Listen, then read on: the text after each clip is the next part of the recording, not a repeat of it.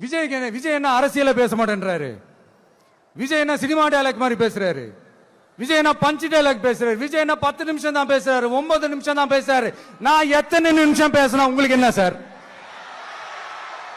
நான் எப்படி பேசினா உங்களுக்கு என்ன சார்? உள்ள விஷயம் என்னன்னு பாருங்க சார்.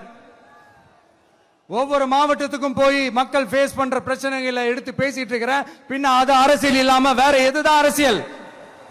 உங்களை மாதிரி தனிப்பட்ட முறையில தரக்குறைவா அசிங்கமா பேசுறதுதான் அரசியல்னா அந்த அரசியல் நமக்கு வராது.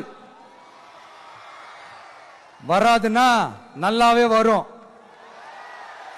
உங்களை விட எனக்கு அது நல்லாவே வரும். வேணான்னு விட்டு வச்சிருக்கிறோம். அப்புறம் உங்களுக்கு நமக்கு என்ன வித்தியாசம்?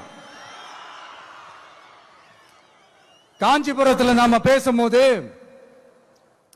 இந்த மாதிரி உங்களால் அமைக்கப்பட போற ஆட்சியில நம்ம ஆட்சிக்கு வந்த உடனே என்னெல்லாம் செய்ய போறோம்ன்றது சிலது சொன்னோம். அதையெல்லாம் தப்பா புரிஞ்சுக்கிட்டு இப்போ சொல்றேன், விளக்கமா சொல்றேன். நான் சலுகைகளுக்கு எதிரானவன் கிடையாது. மக்களுக்கான சலுகைகளை இலவசம்னு சொல்லி அசிங்கப்படுத்துறதுல எனக்கு உடன்பாடு கிடையாது.